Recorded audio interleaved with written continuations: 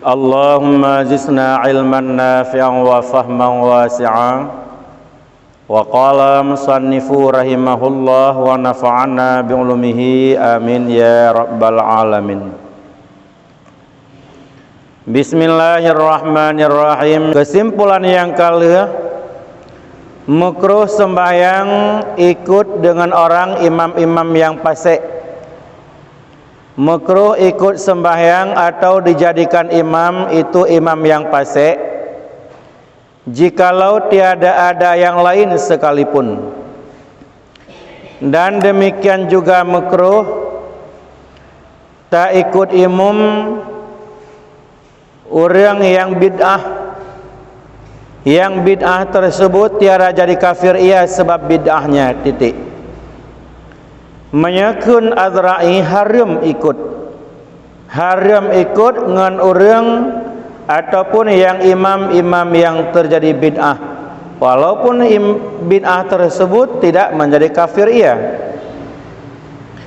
Atau orangnya syahdan makruh berjamaah seseorang pada masjid yang ada ia dalamnya masjid itu imam rawatib, lagi tiada ada masjid itu pada jalan raya.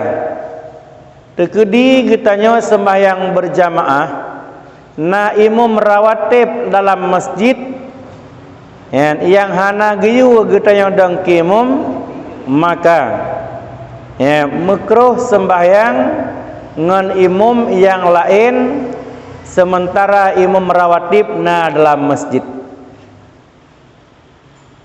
Ya kan? Makanya imam rawatibnya mesti ketepu posisi rawa ke. Ya, imam rawatib mesti mengetahui posisinya adalah luar biasa.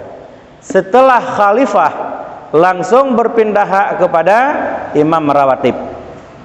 Kan jelat-jelat imam rawatibnya. Ya. Kah? Olehnya lam makruh lam bak surah getanya tak sembahyang tiada ada masjid itu di jalan raya, umpamanya di pelosok-pelosok kan bak beneh masjid kan bak beneh jalan. Bak pelosok-pelosok yang masjidnya kan bak beneh jalan raya. Tah jalan raya yang umumnya manusia bak jalannya di lalu lalang. Titik. Maka apabila gaiblah imam, mana gaibnya hana imam rawatib dalam masjid, atau ada masjid itu pada jalan raya, lagi takut ia akan luput fadilah awal-awal waktu, maka tiada ditakuti akan terjadi fitnah. Iban terjadi fitnah nalung dang kimum soyo dang drawana himum long imam rawatib soyo drawang drawana kimum sah kekeun lagi macam